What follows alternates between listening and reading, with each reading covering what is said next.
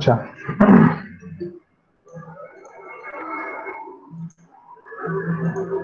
দেখো আজকে আমরা যে টপিকটা স্টার্ট করব সেটা হচ্ছে রিয়াক্টর কন্ট্রোল। ঠিক আছে, রিয়াক্টর অ্যান্ড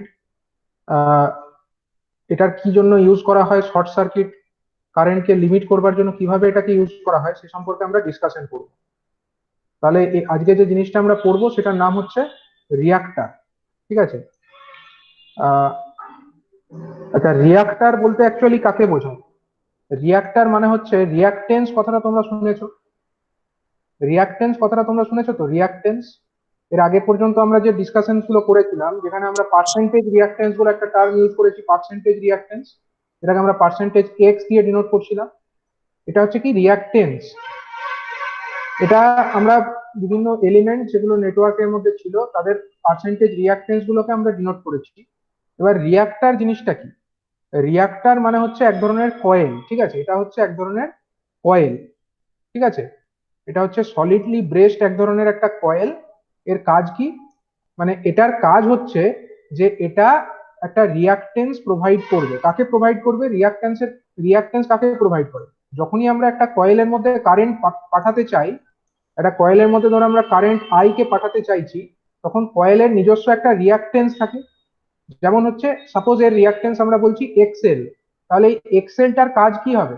এক্সেল এর কাজ হবে এই যে কারেন্টটা যেটা ফ্লো হচ্ছে সেটাকে অপোজ করা। তাই তো? একটা কয়েলের যে ইম্পিডেন্স সেটা দুটো জিনিস নিয়ে তৈরি হয়, একটা হচ্ছে রেজিস্ট্যান্স আর একটা হচ্ছে রিয়াক্টেন্স। তো এইগুলো হচ্ছে এমন বিশেষ ধরনের কয়েল যেটার মধ্যে রেজিস্ট্যান্স পার্টটা খুব কম থাকে, বাট যেটা রিয়াক্টিভ কম্পোনেন্ট মানে যেটা রিয়াক্টেন্স প্রোভাইড করে সেই পার্টটা অনেকটাই বেশি থাকে।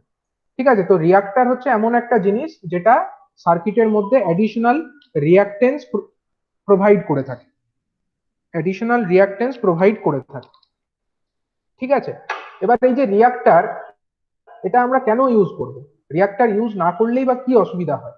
আর তাহলে দেখো, এর আগের দিন আমরা এরকম একটা পাওয়ার সিস্টেমের কথা বলেছি, যেখানে ধরো এটা একটা সিঙ্গেল লাইন ডায়াগ্রাম, এটা হলো একটা অল্টারনেটর। অল্টারনেটরটা একটা ট্রান্সফরমারকে ফিড করছে। ট্রান্সফরমারের সেকেন্ডারি থেকে যেটা বার হচ্ছে সেইটা বেরিয়ে যাচ্ছে কোনো ফিডারের মধ্যে। ঠিক আছে, এখন যদি লাইনের মধ্যে কোথাও একটা জায়গায় ফল্ট হয়ে যায়, এখানে ধরো কোনো একটা জায়গায় লাইনের মধ্যে ফল্ট হয়ে গেল, সেই ফল্ট কারেন্ট যেটা তৈরি হবে সেটা তো নর্মাল বা রেটেড কারেন্টের থেকে অনেকটাই বেশি হবে। তাহলে এখান দিয়ে যে কারেন্টটা আসছে, শর্ট সার্কিট কারেন্ট যেটা ফ্লো হচ্ছে, আইএসসি যেটা ফ্লো হচ্ছে, সেটার মানটা অনেকটাই বেশি হবে। নর্মাল বা রেটেড কারেন্টের তুলনায় শর্ট সার্কিট কারেন্টের মানটা অনেকটাই বেশি হবে। কেন বেশি হবে? কারণ শর্ট সার্কিট কন্ডিশনে এই সার্কিটের রিয়াক্টেন্সটা অনেকটাই, সার্কিটের মধ্যে বিভিন্ন জায়গাতে সুইচিং পারপাসে ইউজ করা হয় কি, সার্কিট ব্রেকার ইউজ করা হয়। যেমন এই অল্টারনেটর থেকে ট্রান্সফরমারে যাচ্ছে, সেখানে আমরা একটা সার্কিট ব্রেকার ইউজ করব। আবার হচ্ছে কি, এই যে আমার অল্টারনেটরের ট্রান্সফরমারের যে সেকেন্ডারি থেকে আমরা আবার এখানে একটা সার্কিট ব্রেকার ইউজ করব। তাহলে এই যে বিভিন্ন সার্কিট ব্রেকার গুলোকে আমরা ইউজ করছি, এদের কাজটা কি হবে না, এই যে শর্ট সার্কিট কারেন্ট কোনো রকম ফল্টের জন্য সার্কিটের মধ্যে যে শর্ট সার্কিট ক্রিয়েট হলো, সেই শর্ট সার্কিট কারেন্টটাকে লিমিট করাটা বা স্টপ করাটাই হচ্ছে এই সমস্ত সার্কিট ব্রেকারের কাজ। এখন যদি এর রিয়াক্টেন্সটা খুব কমে যায়, আমরা বুঝতেই পারছি রিয়াক্টেন্সটা যদি কমে যায় শর্ট সার্কিট কারেন্টের মানটা অনেক বেড়ে যাবে। কারণ আমরা কি জানি, শর্ট সার্কিট কারেন্টের ফর্মুলা আইএসসি। আইএসসি যেটা শর্ট সার্কিট কারেন্টের ফর্মুলা, সেটা হচ্ছে আমাদের রেটেড কারেন্ট বা full load current multiplied by কত, মাল্টিপ্লাইড বাই হচ্ছে 100 ডিভাইডেড বাই হচ্ছে percentage X. 100 divided by percentage X. এবার এই পার্সেন্টেজ এক্স মানে হচ্ছে কি, পার্সেন্টেজ রিয়াক্টেন্স। আমরা বুঝতেই পারছি যত আমরা পার্সেন্টেজ এক্সটাকে বাড়াতে পারবো তত আমাদের শর্ট সার্কিট কারেন্টের মানটা ছোট হবে। এবং আমরা ঠিক সেটাই চাই, আমরা চাই যে শর্ট সার্কিট কারেন্টের মানটা ছোট হোক। ছোট না হলে অসুবিধা কি? ছোট না হলে অসুবিধা হচ্ছে এই যে সার্কিটের মধ্যে বিভিন্ন জায়গাতে যে সুইচিং ডিভাইস গুলো লাগানো হচ্ছে, যেমন এই অল্টারনেটর থেকে যে পাওয়ারটা বেরিয়ে যাচ্ছে সেখানে আমাকে একটা কি লাগাতে হচ্ছে, একটা সার্কিট ব্রেকার লাগাতে হচ্ছে। সেই সার্কিট ব্রেকার গিয়ে যেখানে ওই ট্রান্সফরমারের ইনপুট সাইডে, সেখানে আবার একটা সার্কিট ব্রেকার লাগাতে হচ্ছে। এখানে আমার ট্রান্সফরমারটা হয়ে গেল, ট্রান্সফরমার থেকে যেটা আবার পাওয়ারটা বেরিয়ে যাচ্ছে সেই দিকেও আমাকে আবার একটা সার্কিট ব্রেকার লাগাতে হচ্ছে। এই যে সমস্ত সার্কিট ব্রেকার গুলো আছে, এই সার্কিট ব্রেকার গুলোকেই কিন্তু এই শর্ট সার্কিট হলে যে হিউজ কারেন্ট ফ্লো হয় সেটাকে এই সার্কিট ব্রেকারটাকেই কিন্তু সহ্য করতে হবে এবং তারপরে সেটা ওপেন হবে। কিন্তু কিছু সময়ের জন্য হলেও তো সেটা উইথস্ট্যান্ড করতে হবে। শর্ট সার্কিট কারেন্টটা স্মল ডিউরেশনের জন্য হলেও এই সার্কিট ব্রেকার গুলোর মধ্যে দিয়েই ফ্লো করবে। এবার এই সার্কিট ব্রেকার গুলোর মধ্যে দিয়ে যদি এত হিউজ কারেন্ট আমাকে ফ্লো করাতে হয়, যদি আমরা কোনো অ্যাডিশনাল আর কোনো রিয়াক্টেন্স অ্যাড না করি, সার্কিটের মধ্যে শুধুমাত্র অল্টারনেটর আর ট্রান্সফরমার যা আছে, এছাড়া অ্যাডিশনাল অন্য কোনো রিয়াক্টর আমরা অ্যাড করলাম না, তাহলে কি হবে, শর্ট সার্কিট কারেন্টের মানটা অনেক বেশি হয়ে যাবে। এই ফর্মুলা থেকেই দেখতে পাচ্ছ পার্সেন্টেজ এক্সটা তো খুবই ছোট, তার জন্য শর্ট সার্কিট কারেন্টের মানটা অনেক বড় হয়ে যাবে। এবং যেহেতু এই সার্কিট ব্রেকারটাকে, এই শর্ট সার্কিট কারেন্টটাকে ব্রেক করতে হবে, তার জন্য কিন্তু সার্কিট ব্রেকারের ক্যাপাসিটিটাকে আমাকে অনেক বেশি রাখতে হবে। এর যে সার্কিট ব্রেকারের যে ক্ষমতা, কতটা পর্যন্ত কারেন্ট শর্ট সার্কিট কারেন্ট এ নিজের মধ্যে অ্যালাউ করবে, সেই ক্যাপাসিটিটাকে অনেক বেশি বাড়িয়ে রাখতে হবে। তার মানে তখন সার্কিট ব্রেকার গুলো বানানোর বা ইনস্টল করার অনেক বেশি কস্ট চলে আসবে, ঠিক আছে, এবং সেটা ইনস্টল করাটাও ডিফিকাল্ট হয়ে যাবে। তো সেই কারণে কি করা হয়, যে যাতে এই শর্ট সার্কিট কারেন্টের মানটা কমে যায়, তার জন্য এই লাইনের মধ্যে কিছু অ্যাডিশনাল রিয়াক্টার অ্যাড করা হয়। ঠিক আছে, রিয়াক্টার যদি আমরা এই লাইনের মধ্যে, মনে করো এখানে একটা রিয়াক্টার অ্যাড করে দিলাম, মনে করো এই যে লাইনটা বেরিয়ে গেছে, এখানে আমরা একটা রিয়াক্টার অ্যাড করে দিলাম। তাহলে রিয়াক্টার অ্যাড করলে কি সুবিধা হবে, রিয়াক্টার অ্যাড করলে সুবিধা এটাই হবে, যখন এই লাইনের মধ্যে কোথাও কোনো ফল্ট হবে, ধরো এখানে কোথাও একটা ফল্ট হলো, ফল্ট হলে সেই ক্ষেত্রে যে শর্ট সার্কিট কারেন্ট যেটা ফ্লো হবে, সেটাকে অপোজ করার জন্য শুধুমাত্র অল্টারনেটর আর ট্রান্সফরমারের যে রিয়াক্টেন্স সেটাই থাকবে না, তার সঙ্গে এই যে অ্যাডিশনাল আমরা রিয়াক্টারটাকে অ্যাড করেছি, তার রিয়াক্টেন্সটাও এর সঙ্গে যোগ হয়ে যাবে। এবং যোগ হয়ে গিয়ে কি হবে, এই নিচের যে পার্সেন্টেজ এক্স জিনিসটা আছে, এটার মানটা বেশি হয়ে যাবে এবং তার ফলে শর্ট সার্কিট কারেন্টের মানটা কমে যাবে। এবং তার জন্য আমরা কম রেটিং এর সার্কিট ব্রেকার যদি সেখানে লাগাই, তাহলেও আমাদের কাজটা চলে যাবে। আমাদের সার্কিট ব্রেকার লাগানোর জন্য বিশেষ অতিরিক্ত খরচ আমাদের করতে হবে না। এটা একটা বিশেষ সুবিধা আমরা রিয়াক্টারকে লাগিয়ে পেতে পারি। তো যে কারণে রিয়াক্টারকে ইউজ করা হয়, যে আমাদের সার্কিট, সেখানে আমরা অ্যাডিশনাল কিছু রিয়াক্টার অ্যাড করি। রিয়াক্টার হচ্ছে এক ধরনের জিনিস যার মধ্যে রিয়াক্টিভ নেচার আছে, ঠিক আছে, এটা হচ্ছে কয়েল, এক ধরনের কয়েল বলতে পারো। এটার হচ্ছে নিজস্ব কিছুটা রিয়াক্টেন্স আছে, এটা হচ্ছে কারেন্টটাকে কম করতে বা লিমিট করতে সাহায্য করে। ঠিক আছে, তাহলে বুঝতে পারলে এই রিয়াক্টারটা কেন আমরা ইউজ করছি, রিয়াক্টার ব্যবহার করলে কি সুবিধা হচ্ছে, কি কথাটা বোঝা গেল রাহুল মান? হ্যাঁ স্যার, বুঝতে পেরেছি। দেবাশিস কি বলছিলে কিছু? না স্যার, ঠিক আছে। তাহলে দেখো, রিয়াক্টার ব্যবহার করে আমরা অ্যাকচুয়ালি শর্ট সার্কিট যে কন্ডিশন, সেই কন্ডিশনের কারেন্টের অ্যামাউন্টটাকে আমরা চাইলে কম করাতে পারি। তার জন্যই আমরা অ্যাডিশনাল রিয়াক্টারটাকে অ্যাড করছি। এবার এই যে রিয়াক্টার, এগুলোকে জেনারেলি কোথায় কোথায় লাগানো যেতে পারে, ঠিক আছে, লোকেশন অফ দ্য রিয়াক্টার কি করে বিভিন্ন। কম হবে একবার বলবেন? হ্যাঁ হ্যাঁ, দেখো দেখো এখানে হচ্ছে কি, আমাদের যদি ধরো এরকম সার্কিট আছে, এগুলো হচ্ছে সার্কিট ব্রেকার, ঠিক আছে, এই যে বক্স মতো দেখিয়েছি এগুলো সার্কিট ব্রেকার ধরো। তাহলে এখানে আমার কি কি আছে, ফার্স্টে এটা হচ্ছে একটা অল্টারনেটর আছে, এটা হচ্ছে কি একটা অল্টারনেটর, এটা আছে কি, এটা হচ্ছে একটা ট্রান্সফরমার, এটা হচ্ছে একটা ট্রান্সফরমার, এটা কি আছে, এটা আছে একটা আমার রিয়াক্টার, এই নীল রঙে দেখিয়েছি, এটা হলো একটা রিয়াক্টার। এই রিয়াক্টারটা যদি না লাগাতাম, মনে করো যদি আমরা রিয়াক্টারটাকে না লাগাতাম, না ইনস্টল করতাম, সেক্ষেত্রে কি হতো, শর্ট সার্কিট যদি এখানে হতো, তাহলে শর্ট সার্কিট কারেন্টটাকে অপোজ করবার জন্য রিয়াক্টেন্স কে কে থাকতো, শর্ট সার্কিট কারেন্টের ফর্মুলা কি, রেটেড কারেন্ট আই গুণিত 100 divided by percentage of X. তখন আমরা পার্সেন্টেজ এক্স কত বলতাম, যদি আমার রিয়াক্টারটা না থাকতো, না থাকতো মানে ধরো এইটা নেই, এটা মনে করো নেই, এটা যদি না থাকতো, তখন আমার শর্ট সার্কিট যদি এখানে হতো, সেটাকে অপোজ করার জন্য আমার কে কে থাকতো, পার্সেন্টেজ এক্স সমান আমার কি কি হতো তখন, পার্সেন্টেজ এক্স সমান আমার হতো percentage X of the alternator, percentage X of the alternator plus percentage X of the transformer. এই দুটোই তো থাকতো, আর তো কেউ এডিশনাল কিছু থাকতো না, percentage X of the alternator বা percentage reactance of the alternator and percentage reactance of the transformer, বাস এই দুটো কম্পোনেন্টই থাকতো আমার এই শর্ট সার্কিট কারেন্টকে অপোজ করবার মতো। তাহলে তখন পার্সেন্টেজ এক্স এর মান এইটা হতো যদি রিয়াক্টারটা না থাকতো। তখন আমার শর্ট সার্কিট কারেন্ট কত হতো, I into 100 divided by percentage X, এখানে পার্সেন্টেজ এক্স সমান হচ্ছে এই জিনিসটা। কিন্তু যদি আমার এই রিয়াক্টারটা থাকে, রিয়াক্টারটা থাকলে তখন পার্সেন্টেজ এক্স এর মান এইটুকুতে থেমে থাকবে না, এর সঙ্গে প্লাস হয়ে যাবে কি, প্লাস হয়ে যাবে আমার percentage X of the reactor, এটাও আমার অ্যাড হয়ে যাবে। Percentage X of the reactor যখনই অ্যাড হয়ে গেল, তার মানে টোটাল যে পার্সেন্টেজ এক্স বা টোটাল যে পার্সেন্টেজ রিয়াক্টেন্স এর মানটা বেড়ে গেল, এই জিনিসটার মানটা বেড়ে গেল। তাহলে আগে জিনিসটার মান ছোট ছিল, তখন শর্ট সার্কিট কারেন্টের মানটা বড় ছিল। এখন নিচের এই জিনিসটার মান যদি বেড়ে যায়, শর্ট সার্কিট মানটা কি হবে? শর্ট সার্কিট কারেন্টের মানটা কমে যাবে। বুঝতে পারলে? পার্সেন্টেজ এক্স অফ দ্য রিয়াক্টারটাও যখন অ্যাড হয়ে যাচ্ছে, শর্ট সার্কিট কারেন্টের মান তখন কিন্তু কমে যাচ্ছে। বুঝতে পারা গেছে? হুম। আচ্ছা, তাহলে এবার দেখো এইটা হচ্ছে আমরা এই কারণে রিয়াক্টারকে ব্যবহার করছি। এবার এই যে রিয়াক্টার, এটাকে আমরা কোথায় কোথায় লাগাতে পারি? রিয়াক্টারকে বিভিন্ন জায়গাতে আমরা লাগাতে পারি। যেরকম ফার্স্টলি আমরা যেটা বলবো সেটা হচ্ছে জেনারেটর রিয়াক্টার। ফার্স্টেই যেটা আমরা বলবো সেটা হচ্ছে জেনারেটর রিয়াক্টার।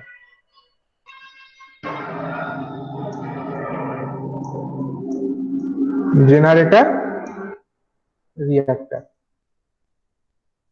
জেনারেটর রিয়াক্টর নামটা শুনেই বুঝতে পারছো এটা কোথায় লাগানো থাকবে। এটা হচ্ছে জেনারেটরের কাছে লাগানো থাকবে। জেনারেটর রিয়াক্টর যখন নাম, তার জন্য এটাকে আমরা বলতে পারি এটা জেনারেটরের কাছে লাগানো থাকবে।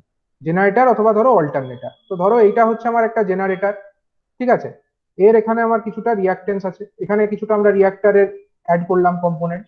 নেক্সট হচ্ছে কি, এটা ধরো একটা বাস বার, ঠিক আছে? এটা একটা বাস বার, যেখানে দেখো একটা জেনারেটর তো আর আমাদের সেপারেটলি থাকে না। মডার্ন পাওয়ার সিস্টেমটা কি? মডার্ন পাওয়ার সিস্টেম হচ্ছে ইন্টার কানেক্টেড সিস্টেম, ঠিক আছে? মডার্ন পাওয়ার সিস্টেম কিন্তু ইন্টার কানেক্টেড সিস্টেম। সেখানে একটা জায়গায় জেনারেশন হচ্ছে আর সেই জায়গাতেই ট্রান্সমিশন হয়ে ইউজ হয়ে যাচ্ছে, এরকমটা কিন্তু জেনারেলি হয় না। ইন্টার কানেক্টেড, সেখানে সমস্ত জেনারেশন ইউনিট গুলো একে অন্যের সঙ্গে গ্রিডের মাধ্যমে কানেক্টেড থাকে, ঠিক আছে? সেই কারণে বর্তমান দিনে কিন্তু মানে অনেক ফল্ট, মানে যেটা টোটাল এমভিএ সিস্টেমের যে টোটাল এমভিএ সেটার পরিমাণ কিন্তু অনেক বেড়ে যাচ্ছে, কারণ টোটাল সিস্টেমটাই ইন্টার কানেক্টেড। এবং টোটাল এমভিএ বেড়ে যাওয়ার জন্য রেটেড কারেন্টটাও বেড়ে যাচ্ছে। রেটেড কারেন্ট বেড়ে যাওয়ার জন্য শর্ট সার্কিট কারেন্টের মানটাও কিন্তু দিনের দিন বেড়ে যাচ্ছে। যত ইন্টার কানেক্টেড হতে থাকবে সিস্টেম, তত কিন্তু রেটেড কারেন্টের মানটা বাড়তে থাকবে, ঠিক আছে? তো যে কারণে বর্তমানে রিয়াক্টরের ব্যবহারটা আরো বেশি দরকারি হয়ে পড়েছে। তো এখন আসা যাক আমাদের যে জেনারেটর রিয়াক্টর, সেটার এক্সাম্পলে আমরা আসি। ধরো এটা একটা জেনারেটর, আমরা এইখানে জেনারেটরের পরে একটা রিয়াক্টরকে অ্যাড করেছি, দিয়ে ধরো এটা একটা জেনারেটর। এর পাশে ধরো আরেকটা জেনারেটর আছে, এর পাশে ধরো আরেকটা জেনারেটর আছে। সেই জেনারেটর থেকেও যে পাওয়ারটা সেটা ওই বাসে এসে পড়ছে। আবার ধরো তার পাশে আরো একটা জেনারেটর আছে, সেটা থেকেও যে জেনারেশনটা হচ্ছে সেটাও ভায়া একটা রিয়াক্টর আমার এই বাস বারে এসে পড়ছে, ঠিক আছে? বাস বারে এসে পড়ছে, বাস বারে যেটা পাওয়ারটা পড়লো সেগুলো আবার কি হবে? বিভিন্ন ফিডারের মাধ্যমে বেরিয়ে যাবে। এটা একটা ফিডার, ধরো এটা হলো আমার F1, ফিডার নাম্বার 1। এটা ধরো আমার F2, এটা হলো ফিডার নাম্বার 2, ঠিক আছে?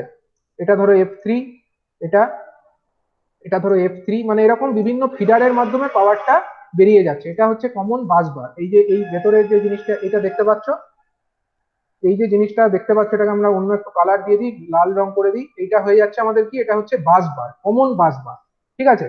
তাহলে বিভিন্ন জেনারেটর, ধরো এটা G1, জেনারেটর নাম্বার 1, এটা জেনারেটর নাম্বার 2 G2, আর এটা ধরো জেনারেটর নাম্বার 3 G3। এগুলো থেকে পাওয়ার আসছে, বাস বারে পড়ছে, সেখান থেকে বিভিন্ন ফিডারের মাধ্যমে বাইরে চলে যাচ্ছে, ঠিক আছে? তাহলে এখানে আমরা রিয়াক্টরটা কোথায় লাগালাম? আমরা লাগালাম বাস বার এবং জেনারেটরের মধ্যে, অর্থাৎ জেনারেটরের সাথেই আমরা রিয়াক্টরটাকে লাগিয়ে দিলাম। এখানে একটা রিয়াক্টর, এটা একটা রিয়াক্টর, এটা একটা রিয়াক্টর। এই রিয়াক্টর গুলো যেহেতু জেনারেটরের সঙ্গে কানেক্টেড আছে, তার জন্য এদের নাম হচ্ছে কি? Generator reactor. এদের নাম দেওয়া হচ্ছে জেনারেটর রিয়াক্টর, ঠিক আছে? এবার এই যে জেনারেটর রিয়াক্টর এটা ব্যবহার করার অ্যাডভান্টেজটা কি হচ্ছে?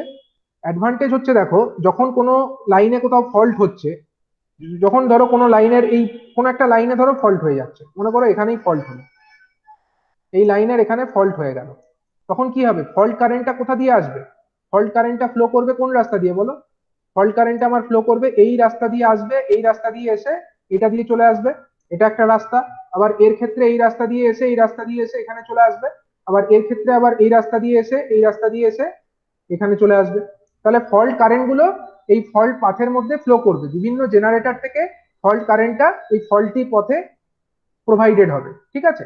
এবার যখন এইগুলো হচ্ছে, তখন কি দেখো, যদি আমার এই রিয়াক্টর গুলো না থাকতো জেনারেটরের সাথে, তখন কি হতো? ফল্ট কারেন্টের মানটা অনেক বেশি হয়ে যেত।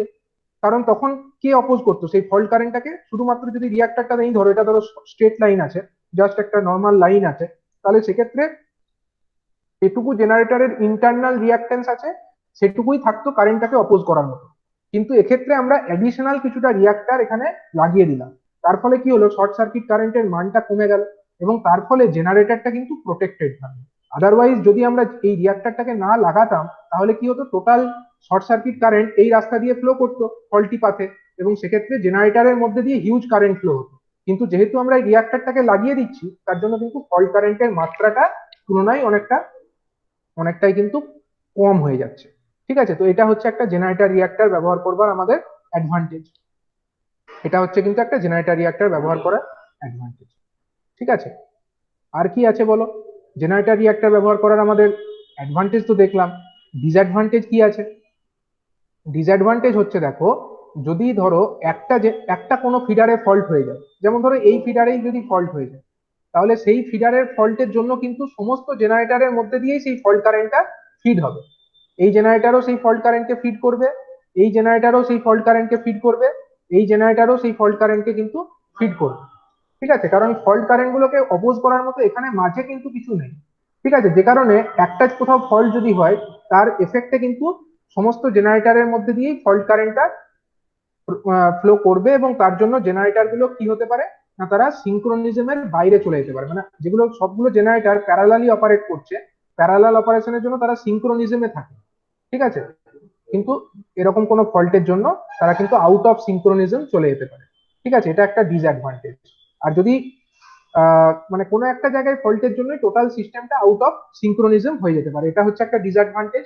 আর ডিসঅ্যাডভান্টেজ কি, দেখো যখন নর্মাল কন্ডিশনেও চলছে, মনে করো কোনো ফল্ট নেই, মনে করো এই ফল্টটা নেই, ঠিক আছে, নর্মাল চলছে সবকিছু, মানে এখান দিয়ে পাওয়ার আসছে, এইগুলো দিয়ে পাওয়ারটা আসছে, আর এই ফিডার গুলো দিয়ে পাওয়ারটা বেরিয়ে যাচ্ছে, নর্মাল সবকিছু নর্মাল চলছে, কিন্তু তখনও আমরা বলতে পারি নর্মাল কন্ডিশনেও কিন্তু আমাদের এই যে রিয়াক্টর গুলো আছে না, রিয়াক্টর গুলোর মধ্যে যদি কারেন্ট ফ্লো হয়, মনে করো একটা রিয়াক্টর, তার রিয়াক্টেন্স হলো x1, আর এর মধ্যে মনে করো i1 কারেন্ট ফ্লো হচ্ছে, তাহলে এর মধ্যে ভোল্টেজ ড্রপ কত হবে বলো দেখি? এর মধ্যে ভোল্টেজ ড্রপ কত হবে? i1 কারেন্ট যদি x1 রিয়াক্টর, কত হবে বলো? I1 X1 i1 into x1, এই পরিমাণ ভোল্টেজ ড্রপ কিন্তু হতেই থাকবে। নর্মাল কন্ডিশনে চললেও কিন্তু এখানে ভোল্টেজ ড্রপ হতেই থাকবে, মানে জেনারেটরের টার্মিনালে যে ভোল্টেজটা উৎপন্ন হবে সেই ভোল্টেজটা কিন্তু আমার বাস বারে এসে পৌঁছাবে না। আমার এটা কি, এটা হচ্ছে বাস বার, এটা হচ্ছে কি বাস বার। আমরা কি চাই, বাস বারেও আমার জেনারেটরে যত তৈরি হচ্ছে সেটাই এসে পৌঁছাক, সেটা হলেই তো ভালো হতো, কিন্তু সেটা কিন্তু হচ্ছে না। কেন হচ্ছে না? কারণ এই রিয়াক্টর আমরা ব্যবহার করেছি, রিয়াক্টরের মধ্যে কিছুটা ভোল্টেজ কিন্তু ড্রপ হয়ে যাবে, এবং সেই ড্রপটা কিন্তু সবসময় হতেই থাকবে, এটাকে কোনোভাবেই আমরা অ্যাভয়েড করতে পারবো না। ঠিক আছে, এটা একটা ডিসঅ্যাডভান্টেজ। এবং আরেকটা ডিসঅ্যাডভান্টেজ কি, আমরা যতই বলি রিয়াক্টরটা হচ্ছে পিওর, মানে এর মধ্যে মানে রিয়াক্টেন্সটাই বেশি, কিন্তু এর মধ্যে কিছুটা হলেও তো রেজিস্টিভ কম্পোনেন্ট থাকে, তাই না? ইন্ডাক্টর একটা কয়েল, ধরো একটা যদি সিম্পল এরকম কয়েলও থাকে, তার মধ্যেও কি আমাদের আর প্লাস জে এক্স এরকম আমরা বলি না, এর যে টোটাল ইম্পিডেন্স যেটা হয় সেটাকে আমরা এরকম বলে থাকি, আর প্লাস জে এক্স। এখন এটাকে আমরা রিয়াক্টর বলছি কারণ এর মধ্যে জে ইন্টু এক্স, এটা হচ্ছে, এটাই হচ্ছে মূল, এটাই হচ্ছে প্রধান। ঠিক আছে, যে কারণে এটাকে আমরা রিয়াক্টর বলছি। কিন্তু ছোট হলেও এর মধ্যে কিছুটা তো রিয়াক্টেন্স আছে, সরি কিছুটা হলেও তো রেজিস্ট্যান্স আছে। সেই রেজিস্ট্যান্সটার জন্য কি হবে, রেজিস্টারের মধ্যে দিয়ে যদি কারেন্টটা যায় তার জন্য একটা কি হবে বলো, অল্প পরিমাণে হলেও, যদি আমার এর রেজিস্ট্যান্স আর1 ধরি, আর1 প্লাস জে এক্স1 আমরা যদি ধরে নিই, তাহলে i1 স্কোয়ার ইন্টু আর1, এই ছোট হলেও অল্প পরিমাণের লস কিন্তু এর মধ্যে কন্টিনিউ হতেই থাকবে, মানে কিছুটা ভোল্টেজ ড্রপও হবে এবং কিছুটা পাওয়ার লসও হবে। ঠিক আছে, সবসময় এটা হবে, যখনই আমরা রিয়াক্টরকে লাগাবো তখন কিছুটা ভোল্টেজ ড্রপ এবং কিছুটা পাওয়ার লস কন্টিনিউ হতে থাকবে। ঠিক আছে, এবং যদি কোনো জায়গায় কোনো বাস বারের মধ্যে ফল্ট হয়ে যায় বা কোনো ফিডারে যদি ফল্ট হয়ে যায়, তখন কিন্তু অন্যান্য যে জেনারেটর বা অন্য সেগুলোতেও ফল্ট কারেন্টটা ফ্লো করবে, এবং তার ফলে কি হবে, সবগুলো জেনারেটরের মধ্যে দিয়ে ফল্ট কারেন্ট যদি ফ্লো করে, তাহলে সবগুলো জেনারেটরেরই কোরসপন্ডিং এখানে কি থাকা উচিত, প্রত্যেকটা জেনারেটরের জন্য সার্কিট ব্রেকার থাকা উচিত। সেই সার্কিট ব্রেকার গুলো ট্রিপ করে যাবে। প্রত্যেকটা জেনারেটরের জন্য নিজস্ব সার্কিট ব্রেকার আছে তো, এই সার্কিট ব্রেকার আছে, এরও সার্কিট ব্রেকার আছে, এরও এখানে সার্কিট ব্রেকার আছে। তো যখনই দেখবে এখানে ফল্ট কারেন্ট যাচ্ছে, কোনো একটা ফিডারের কোনো জায়গায় যদি ফল্ট হয়ে যায়, ফল্ট কারেন্টের জন্য সবগুলো সার্কিট ব্রেকারই কিন্তু ওপেন হয়ে যাবে। তার জন্য কি হবে, যদি সার্কিট ব্রেকার সবগুলো জেনারেটরেরই ওপেন হয়ে যায়, তার মানে সমস্ত পাওয়ার সাপ্লাইটাই কিন্তু বন্ধ হয়ে যাবে, মানে বাকি ফিডার F1 F2 F3 যেগুলো ছিল সেগুলোতে তো ফল্ট হয়নি, কিন্তু সেগুলোর মধ্যে যে পাওয়ার সাপ্লাইটা যাচ্ছিল সেটাও কিন্তু ইন্টারাপশন হয়ে যাবে। ঠিক আছে, তো এটা হচ্ছে একটা ডিসঅ্যাডভান্টেজ এই জেনারেটর রিঅ্যাক্টর ব্যবহার করা। বুঝতে পারলে জেনারেটর রিঅ্যাক্টরের ডিসঅ্যাডভান্টেজটা কি?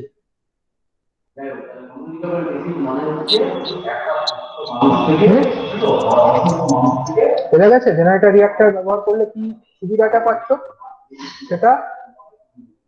হ্যাঁ স্যার। বুঝতে পেরেছো? আর ডিসঅ্যাডভান্টেজটা কি বুঝলে বলো, এখানে কি ডিসঅ্যাডভান্টেজ আছে এই স্কিমটাতে? পাওয়ার লস হচ্ছে, হ্যাঁ, ভোল্টেজ পাওয়ার লস লস। হচ্ছে ওই মানে I1 into I2। হুম, মানে প্রত্যেকটাতেই, এটাতেই হচ্ছে নয়, বাকিগুলোতেও হচ্ছে, মানে এটা সব জাস্ট কটাতেই এক্সাম্পল বললাম। হচ্ছে। হ্যাঁ, সবকটাতেই কিছুটা ভোল্টেজ ড্রপ হচ্ছে এবং আর কিছুটা ওই পাওয়ার ওখানে লসও কিন্তু। সার্কিট হ্যাঁ, ব্রেকার লাগানো থাকলে গোটাটাই মানে কাট হয়ে যাচ্ছে। আর কোনো হ্যাঁ, কোনো পাওয়ার একটা পাওয়ার ফিডারে, কোনো একটা থাকছে না। ফিডারে, হ্যাঁ, কোনো একটা ফিডারে অথবা যদি বাসবার, এখানে যে কোনো জায়গাতেই ফল্ট হোক না কেন, সবগুলো জেনারেটরের মধ্যে দিয়ে কিন্তু সেই ফল্ট কারেন্টটা আসবে। ঠিক আছে, সবগুলো জেনারেটরের মধ্যে দিয়ে ফল্ট কারেন্ট আসবে, মানে সবগুলো জেনারেটরই অফ হয়ে যাবে, এবং তার মানে কি হবে, টোটাল পাওয়ার সাপ্লাইটা কিন্তু বন্ধ কাট হয়ে যাবে, হয়ে যাবে। কাট হয়ে যাবে। ঠিক আছে, হুম। তাহলে তাহলে এটা একটা ডিসঅ্যাডভান্টেজ হয়ে গেল আমাদের জেনারেটর রিঅ্যাক্টরের ক্ষেত্রে। নেক্সট হচ্ছে কি আমাদের ফিডার রিঅ্যাক্টর। ফিডার রিঅ্যাক্টর, এই যে আমাদের ফিডার রিঅ্যাক্টর, এই জিনিসটা কি ফিডার রিঅ্যাক্টর? ফিডার রিঅ্যাক্টর জিনিসটা কি? নাম শুনেই বুঝতে পারছো এটা তাহলে কোথায় লাগানো থাকবে। আগেরটা ছিল জেনারেটর রিঅ্যাক্টর, মানে জেনারেটরের সঙ্গে সিরিজে লাগানো ছিল। এখন হচ্ছে আমাদের ফিডার রিঅ্যাক্টর।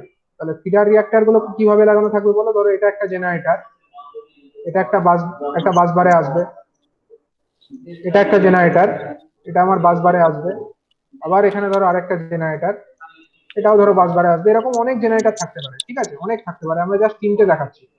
মনে করো এটা বাস বারে এসে পড়লো, প্রত্যেকটা জেনারেটর থেকে যে পাওয়ারটা তৈরি হলো সেগুলো এই লাইনের মাধ্যমে বাস বারে এসে পড়লো। এবার আমাদের এখান থেকে বেরোবে কি, ফিডার বেরোবে, এখান থেকে আমাদের বেরোবে হচ্ছে ফিডার। তো ধরো এখানে একটা ফিডার বার হচ্ছে, সেই ফিডারের মধ্যে আমরা এরকম রিঅ্যাক্টর লাগিয়ে দিই।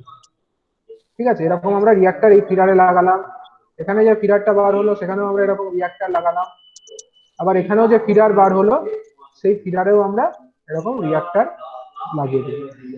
ঠিক আছে, তাহলে দেখো, তাহলে এই যে স্কিমটা দেখতে পাচ্ছ এখানে আমাদের কি কি আছে। এটা হলো ধরো আমাদের G1, জেনারেটর নাম্বার 1। এটা ধরো এটা আমাদের জেনারেটর নাম্বার 2। এটা ধরো আমাদের জেনারেটর নাম্বার 3। ঠিক আছে, এটা ধরো আমাদের ফিডার নাম্বার 1, এটা ধরো আমাদের ফিডার নাম্বার 2, এবং ধরো এটা আমাদের ফিডার নাম্বার 3। ঠিক আছে, তাহলে এবার আমাকে বলো, যদি আমরা এরকম একটা স্কিম ইউজ করি যেখানে আমরা রিঅ্যাক্টর গুলোকে কোথায় ইনস্টল করেছি? রিঅ্যাক্টর গুলোকে আমরা ইনস্টল করেছি কেবলমাত্র আমাদের প্রত্যেকটা ফিডারের মধ্যে। দেখো প্রত্যেকটা ফিডার লাইনের মধ্যে কিন্তু আমরা রিঅ্যাক্টর গুলোকে ইনস্টল করেছি, আমরা কিন্তু সেপারেটলি কোনো জেনারেটরের সঙ্গে কিন্তু এরকম রিঅ্যাক্টর এখানে ব্যবহার করিনি। বুঝতে পারা যাচ্ছে? এটা দেখতে পাচ্ছ তোমরা, প্রত্যেকটা জেনারেটরের সঙ্গে কিন্তু রিঅ্যাক্টর নেই, রিঅ্যাক্টর গুলো আছে কোথায়, প্রত্যেকটা যে ফিডার বেরিয়ে গেছে, এই যে বাসবার, এটাকে কি বলবো, এটা হচ্ছে বাসবার, তাই তো, কালো রঙে দেখিয়েছি, এটা হচ্ছে আমাদের অ্যাকচুয়ালি বাসবার। তাহলে বাসবার থেকে অ্যাকচুয়ালি আমাদের যে ফিডার সেগুলোকে আমরা বার করেছি। এবার এই যে ফিডার গুলো বেরিয়ে গেছে, প্রত্যেকটা ফিডারে আমরা এরকম কি লাগিয়েছি, রিঅ্যাক্টর ইনস্টল করেছি। ঠিক আছে, এরকম আমরা রিঅ্যাক্টর এখানে ইনস্টল করেছি। তাহলে এই যে এইখানে রিঅ্যাক্টর হচ্ছে কোনটা, এইগুলো, এটা একটা রিঅ্যাক্টর, এটা একটা রিঅ্যাক্টর, এটা একটা রিঅ্যাক্টর, আবার এটা আর একটা রিঅ্যাক্টর, এবং এটাও একটা রিঅ্যাক্টর। এই যে বিভিন্ন রিঅ্যাক্টর গুলোকে আমরা ইউজ করেছি, তাহলে এতে আমাদের সুবিধাটা কি হচ্ছে? সুবিধাটা হচ্ছে দেখো, যখনই কোনো জায়গায় আমাদের ফল্ট হচ্ছে কোনো পার্টিকুলার ফিডারে, মনে করো কোথাও কোনো পার্টিকুলার ফিডারে ফল্ট হয়ে গেল, মনে করো এই ফিডারে ফল্ট হলো, তখন কি হবে? ফিডারে যদি ফল্ট হয় তখন কি হবে? ফল্ট কারেন্টটা কোন রাস্তা দিয়ে যাবে বলো? যদি কোনো একটা পার্টিকুলার ফিডারের মধ্যে দিয়ে ফল্ট হয়, পার্টিকুলার ধরো এই ফিডারটাই ফল্ট হয়েছে, F1 এ ফল্ট হয়েছে, তখন কিন্তু এই ফল্ট কারেন্টটা মেনলি কোন রাস্তা দিয়ে যাবে তখন?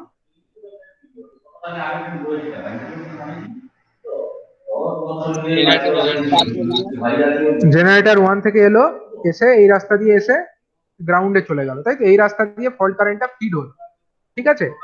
মানে মানে এটা হচ্ছে যে যদি কোনো পার্টিকুলার ফিডারে ফল্ট হয়, ঠিক আছে, তার জন্য কিন্তু আমাদের এই যে বাস বার, মানে ধরো ফল্টটা হয়েছে এই জেনারেটার, এতক্ষণ পর্যন্ত কি হয়েছিল, আগের স্কিমটাতে ফল্ট হয়েছিল ফিডারে, এই ফিডারের যখনই ফল্ট হয়ে যাচ্ছে এখানে, ফল্ট হলে ভোল্টেজ কত হয়ে যাবে, ফল্ট হওয়া পয়েন্টে ভোল্টেজ কত, এই পয়েন্টের ভোল্টেজ 0 ভোল্ট, এখানে 0 ভোল্ট, আর এখানে তো কিছু নেই, এখানে কিছু নেই মানে বাস বারেরও ভোল্টেজ 0 ভোল্ট হয়ে যাচ্ছে, তাই না? বাস বারেরও ভোল্টেজ 0 ভোল্ট হয়ে যাচ্ছে, এবং তখন ফল্ট কারেন্টটা সব রাস্তা দিয়েই ফিড হতে থাকছে। কিন্তু এখানে কি হচ্ছে, এখানে তো আর আমার বাস বারের ভোল্টেজ 0 হচ্ছে না। বাস বারের ভোল্টেজ কি 0 হবে? কারণ এখানে কিছুটা তো কারেন্ট, এখানে যখন কারেন্ট আসবে এই রিয়াক্টারের মধ্যে তো ভোল্টেজ ড্রপ কিছুটা হবে। তার মানে এখানে 0 ভোল্ট হলেও এখানের ভোল্টেজ 0 ভোল্ট, বাট এই বাস বারের ভোল্টেজ কিন্তু, এটা কিন্তু 0 ভোল্ট হবে না, এটা নট ইকুয়াল টু 0 ভোল্ট। বাস বারের ভোল্টেজ কিন্তু 0 ভোল্টের সঙ্গে সেম হবে না, এবং তখন আমার কি হবে, সেই বাস বারের ভোল্টেজ যেহেতু আমার 0 ভোল্ট হচ্ছে না, তার জন্য একটা সুবিধা হচ্ছে যে আমার এতক্ষণ পর্যন্ত কোনো একটা ফিডারে ফল্ট হলেই কি হতো, সমস্ত জেনারেটর গুলো আমাদের সিঙ্ক্রোনিজমে ছিল, সেই সিঙ্ক্রোনিজমটা কিন্তু ভেঙে যাচ্ছিল, আউট অফ সিঙ্ক্রোনিজম হয়ে যাচ্ছিল, ঠিক আছে? আউট অফ সিঙ্ক্রোনিজম হয়ে যাচ্ছিল, ঠিক আছে, আউট অফ সিঙ্ক্রোনিজম হয়ে যাচ্ছিল আমাদের বাকি ফিডার গুলো। স্যার বুঝতে পারলাম না এখানটা, ওই দেখো, ফিডারের আগে সার্কিট ব্রেকার লাগাবো তাহলে? হ্যাঁ, ফিডারের এখানে তো আমরা সার্কিট ব্রেকার থাকছেই, এখানে তো আমাদের সার্কিট ব্রেকার থাকবেই, প্রত্যেকটা ফিডার ধরো সার্কিট ব্রেকার ভায়া হয়েই যাবে, সেটা আগেও হতো, ফিডার সবসময় সার্কিট ব্রেকার ভায়া হয়েই যাবে, এরকম সার্কিট ব্রেকার থাকবে।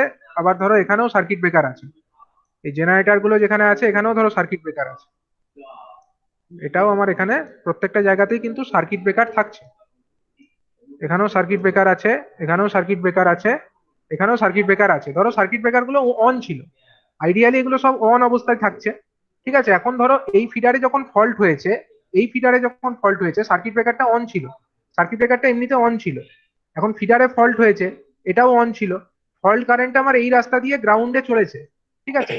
কিন্তু যখনই ফল্ট কারেন্টটা এই রাস্তা দিয়ে যাচ্ছে, তখন তো আর এই জায়গাতে মানে এইটুকু পার্ট যেটা আমার রিয়াক্টেন্স এখানে লাগিয়েছি, ধরো X1 লাগিয়েছি, এর মধ্যে দিয়ে যদি কিছুটা শর্ট সার্কিট কারেন্ট ফ্লো হয়, ধরো আইএসসি ফ্লো হয়, তাহলে এখানে তো কিছুটা ড্রপ তো তৈরি হবে, আইএসসি গণিত X1, এই পরিমাণ ড্রপ তো এখানে হবে। তার মানে এই যে আমার এই বাসবারের ভোল্টেজ কি 0 হবে? এখানের ভোল্টেজ 0, ফল্ট পয়েন্টের ভোল্টেজ 0 ভোল্ট, কিন্তু এখানে তো কিছুটা ভোল্টেজ আছে, সেই ভোল্টেজটা যোগ হয়ে বাসবারের ভোল্টেজ দাঁড়াবে। তার মানে বাসবারের ভোল্টেজটা কিন্তু সরাসরি ভাবে 0 হয়ে যাচ্ছে না, যেহেতু ফল্ট কারেন্টটাকে একটা রিয়াক্টারের ভায়া হয়ে আসতে হচ্ছে, তার জন্য কিন্তু এই আমার বাসবারের যে ভোল্টেজ সেটা কিন্তু সরাসরি ভাবে 0 হয়ে যাচ্ছে না, যেটা আগের বারে হচ্ছিল। আগের বারে কি হচ্ছিল, এখানে যদি ফল্ট হয়ে যায় এখানে 0 ভোল্ট হচ্ছে, আবার এইটুকুর মধ্যেও সেরকম কোনো ড্রপ কিন্তু নেই, কারণ কেন নেই, কারণ এখানে কি কোনো রিয়াক্টার আছে? রিয়াক্টার নেই, রিয়াক্টার না থাকলে এখানে কোনো ভোল্টেজ ড্রপও সেরকম হবে না। তার মানে এখানেরও ভোল্টেজ, বাসবারেরও ভোল্টেজ অলমোস্ট 0 ভোল্ট হয়ে যাচ্ছিল, এবং যখনই বাসবারের ভোল্টেজ 0 হয়ে যাচ্ছে, বাসবার গুলোর সঙ্গে কানেক্টেড কারা আছে, জেনারেটর গুলো কানেক্টেড আছে, তার মানে জেনারেটর গুলো তাদের যে সিঙ্ক্রোনিজম, তারা যে সিঙ্ক্রোনাস ওয়েতে কানেক্টেড ছিল, সেই সিঙ্ক্রোনিজমটা নষ্ট হয়ে যাচ্ছিল। কিন্তু এইবারে কিন্তু সেটা আর হবে না, এইবারে কিন্তু সেটা আর হবে না, কারণ যেহেতু এখানে রিয়াক্টার থাকছে, রিয়াক্টারের মধ্যে কিছুটা ভোল্টেজ ড্রপ হচ্ছে, তার জন্য বাসবারের ভোল্টেজ আর 0 হচ্ছে না, যে কারণে কোনো পার্টিকুলার ফিডার, আমি এটাতেই বলি বা এটাতেই বলি বা এটাতেই বলি, যে কোনো একটা ফিডারে যদি ফল্ট হয়, তার জন্য কিন্তু জেনারেটর গুলো আউট অফ সিঙ্ক্রোনিজম কিন্তু হবে না, ঠিক আছে? আউট অফ সিঙ্ক্রোনিজম কিন্তু হবে না, এবং যে ফল্ট যে ফিডারে হলো সেই ফিডারে আমরা সার্কিট ব্রেকার থাকবে, ঠিক আছে? যে ফিডারে ফল্ট হলো সেই ফিডারের সার্কিট ব্রেকারটাই আমার ওপেন হয়ে যাবে, এবং সেই সার্কিট ব্রেকার ওপেন হয়ে ফল্টটাকে কিন্তু লিমিট করে দেবে, ঠিক আছে? এবং তার জন্য কিন্তু বাকি যে সিস্টেমের বাকি ফিডার যেগুলো আছে সেগুলোর কিন্তু কোনো অসুবিধা ঘটবে না, সেগুলো কিন্তু নর্মালি চলতে থাকবে, ঠিক আছে? মানে যে ফিডারে ফল্ট হয়েছে পার্টিকুলারলি সেই ফিডারটাই তোমার আউট অফ সার্ভিস হয়ে যাবে, কিন্তু বাকি ফিডার গুলো এবং বাকি জেনারেটর গুলো কিন্তু অ্যাজ নর্মাল চলতে থাকবে। এটাই হচ্ছে ফল্টের এফেক্টটা কিন্তু অনেকটা লোকালাইজড হয়ে যাবে, মানে ফল্টের এফেক্টটা একটা লোকাল এরিয়ার মধ্যে থেকে গেল। এতক্ষণ যেটা হচ্ছিল ফল্ট এখানে হচ্ছিল, কিন্তু টোটাল এরিয়ার পাওয়ার সাপ্লাইটাই বন্ধ হয়ে যাচ্ছিল, এই সবগুলো বন্ধ হয়ে যাচ্ছিল আগের বারে, কিন্তু এখানে যদি এই ফিডারে ফল্ট হয় তাহলে এই ফিডারটুকুই বন্ধ হবে, বাকি এটাও চলবে এটাও চলবে, ঠিক আছে? মানে ফল্টের এফেক্টটা কিন্তু লোকালাইজড হয়ে গেল, লোকাল এরিয়ার মধ্যে সীমাবদ্ধ থাকলো। এটা হচ্ছে ফিডার রিয়াক্টর ব্যবহার করবার একটা সুবিধা, ঠিক আছে? কিন্তু ফিডার রিয়াক্টর ব্যবহার করবারও আবার কিছুটা ডিসঅ্যাডভান্টেজ আছে, সেই ডিসঅ্যাডভান্টেজটা কি? ডিসঅ্যাডভান্টেজটা হচ্ছে এখানেও কিন্তু যে ফিডার গুলোতে রিয়াক্টর আমরা লাগাচ্ছি, এখানে কিন্তু কন্টিনিউ একটা কি হতে থাকবে, ভোল্টেজ ড্রপ তো হতেই থাকবে। মানে ভি ইজিক্যাল টু যেটা আই এক্স, সেই ভোল্টেজ ড্রপ কিন্তু প্রত্যেকটা ফিডারে কিন্তু কন্টিনিউ চলতে থাকবে। এবং কন্টিনিউ কিছুটা পাওয়ার লস, যেহেতু এর মধ্যে সামান্য হলেও রেজিস্ট্যান্ট কম্পোনেন্ট থাকে, তো সামান্য হলেও এর মধ্যে কিন্তু পাওয়ার লস হতে থাকবে। এটাও একটা ডিসঅ্যাডভান্টেজ। যেটা আগে ছিল সেটা আমার এই জেনারেটর থেকে যে ভোল্টেজটা আসছিল সেটা কমে যাচ্ছিল, এখানেও কি হবে, ফিডারের মধ্যে ভোল্টেজ ড্রপ হবে। তার জন্য আলটিমেটলি যে কনজিউমাররা এখানে কানেক্টেড থাকবে ফিডারের মধ্যে, বা এই টার্মিনালে, যে ফিডারের টার্মিনালে যারা কানেক্টেড থাকবে, তারা কিন্তু কম ভোল্টেজ পাবে, কারণ এখানে কিছুটা ভোল্টেজ কমে যাচ্ছে। ঠিক আছে, এবং কিছুটা আই স্কোয়ার আর লসও এর মধ্যে কিন্তু হবে। সেটাও কন্টিনিউয়াস চলতে থাকবে, সেটা ফল্টি কন্ডিশনে নয়, সেটা নর্মাল কন্ডিশনেও কিছুটা আই স্কোয়ার আর লস কিন্তু এর মধ্যেও হতে থাকবে। ঠিক আছে,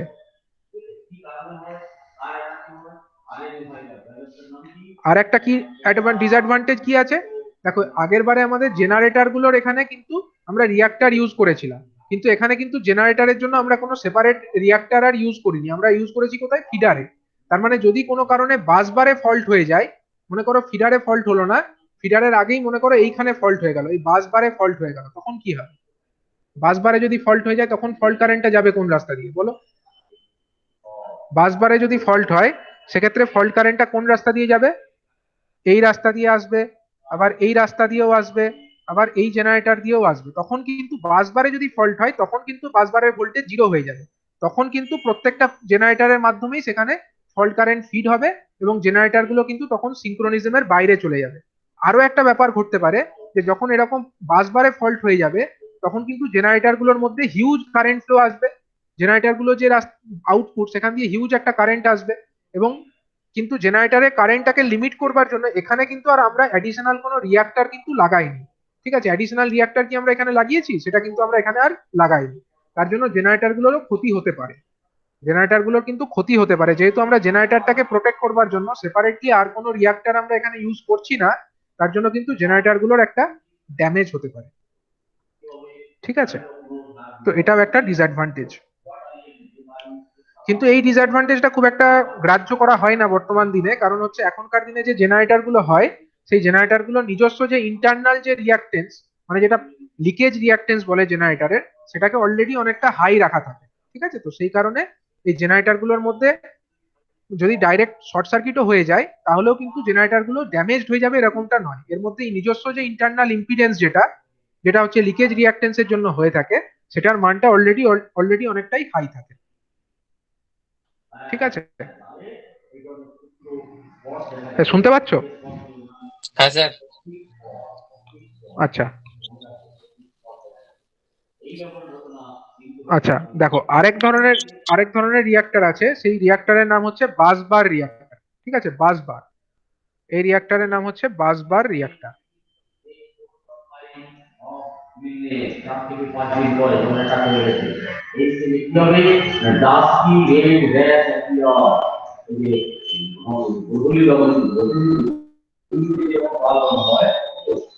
বাসবার রিয়াক্টর, ঠিক আছে, বাসবার রিয়াক্টর ব্যাপারটা কি? ধরো এখানে একটা জেনারেটর আছে, এটা একটা জেনারেটর, এটার পাওয়ারটা বাসবারে আসবে। এখানে আর একটা জেনারেটর ধরো G2, এরও পাওয়ারটা বাসবারে আসবে। এখানে ধরো আরেকটা জেনারেটর, এরও পাওয়ারটা আমার বাসবারেই আসবে। এবার এই বাসবার রিয়াক্টরের মধ্যে দুটো ধরনের স্কিম হয়। ঠিক আছে, বাসবারের মধ্যে দু রকমের স্কিম হয়। একটা হচ্ছে তোমার রিং বাসবার বা রিং সিস্টেম। ঠিক আছে, একটা হচ্ছে রিং সিস্টেম, সেটাই আমরা ফার্স্টে বলবো। আর একটা হচ্ছে টাই বার সিস্টেম। ঠিক আছে, এটা হচ্ছে রিং সিস্টেমটা আমরা ফার্স্টে বলছি, রিং যেখানে তৈরি হচ্ছে। কিরকম রিং তৈরি হচ্ছে? ধরো তিনটে জেনারেটর এখানে আমরা এক্সাম্পল দিচ্ছি। এটা ধরো G1, এটা ধরো G2, এবং এটা ধরো G3। তিনটে জেনারেটর এখানে আছে, তিনটে জেনারেটর থেকে বাসবারে আসবে। এবার এইখানে একটা বাসবার আছে, এখানে একটা বাসবার আছে, এর একটা বাসবার আছে। এবার এই যে বাসবার গুলো, এক একটা যে জেনারেটরের যে করেসপন্ডিং বাসবার, তাদেরকে আমরা কিভাবে কানেক্ট করব? তাদেরকে আমরা থ্রু একটা রিয়াক্টর কানেক্ট করব, সরাসরি কানেক্ট করে দেবো না, আমরা একটা রিয়াক্টর ভায়া হয়ে আমরা রিয়াক্টরটাকে এখানে বসিয়ে দেবো, বাসবারের মধ্যে বসাবো। ঠিক আছে, এরকম ভাবে আমরা ধরো দুটো বাসবার, মানে দুটো জেনারেটরের যে বাসবার কানেক্ট করছি কিসের মাধ্যমে, ভায়া একটা রিয়াক্টর আমরা কানেক্ট করে দিচ্ছি। এবং তারপরে আমরা যেরকম ফিডার বার করি অ্যাজ নর্মাল আমরা ফিডার, এখান থেকে একটা ফিডার বার করলাম, ধরো এখান থেকে আমরা আরেকটা ফিডার বার করলাম, এখান থেকে আমরা আরেকটা ফিডার বার করলাম, ধরো এটা আমার F1, এটা ধরো আমার F2, এবং তারপরেরটা ধরো আমার F3। ঠিক আছে, এরকম ভাবে তিনটে ফিডারকে আমরা দেখালাম। এখানে কিন্তু এই যে প্রত্যেকটা জেনারেটরের কোরেসপন্ডিং যে বাস বার, তাদেরকে কিন্তু ভায়া রিয়াক্টর আমরা কানেক্টেড রেখেছি। ঠিক আছে, ভায়া আমরা রিয়াক্টর সেগুলোকে আমরা কানেক্ট করেছি। তাহলে এক্ষেত্রে আমাদের কি হচ্ছে, এই ধরনের সিস্টেমটাকে আমরা বলছি রিং সিস্টেম। এবার এখানে আমাদের সুবিধা কি হচ্ছে, এটা আমাদের বাস বার, এই লাল রং দিয়ে দেখিয়েছি এগুলো হচ্ছে কি বাস বার, আর রিয়াক্টর কোনগুলো সবুজ রং দিয়ে দেখানো হচ্ছে ওগুলো হচ্ছে আমাদের, ওগুলো কি, ওগুলো হচ্ছে রিয়াক্টর।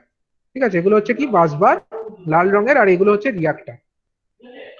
তাহলে এটাতে সুবিধা কি হচ্ছে, মনে করো এই ফিডারে ফল্ট হয়েছে, মনে করো আমার এই ফিডারে ফল্ট হয়েছে, মনে করো, তাহলে সেই ফিডারের ফল্ট সেটা কোন রাস্তা দিয়ে ফিড হবে বলো দেখি, এটাকে ফিড করবে কে, এই ফিডারের যে ফল্ট হলো F1 ফিডারে যে ফল্ট হলো সেটাকে ফিড করবে কে, কোন রাস্তা দিয়ে ফিড হবে ফল্ট কারেন্টটা, জেনারেটর 1 ওই রাস্তা দিয়ে। জেনারেটর 1 দিয়ে এসে এই রাস্তা দিয়ে এসে গ্রাউন্ডে চলে যাবে, এই রাস্তায় ফল্ট কারেন্টটা ফ্লো করবে। এটা দিয়ে করবে না কেন, স্যার রিয়াক্টরটা আছে করে। এইটা দিয়ে কিন্তু করবে না, এটা দিয়ে কিন্তু করবে না। কেন করবে না, কারণ মাঝ রাস্তায় এই রিয়াক্টরটা লাগানো আছে, রিয়াক্টর তো বাধা দেবে, ফল্ট কারেন্ট যেতে বাধা দেবে, তাহলে বাধা রাস্তায় আসবে না, কারেন্টটা মেনলি এই জেনারেটর 1 দিয়ে ফিড হতে থাকবে। ঠিক আছে, তার ফলে কি হলো, যে কোনো একটা ফিডারে যদি ফল্ট হয়, ধরো F2 তে ফল্ট হয়ে গেল, যদি আমার F2 তে ফল্ট হতো তাহলে কে ফিড করতো, এই জেনারেটর 2 থেকে এসে ফল্ট কারেন্টটা এই রাস্তায় ফিড হতো, তখন কিন্তু জেনারেটর 1 আর জেনারেটর 3 কিন্তু নর্মালি চলতো।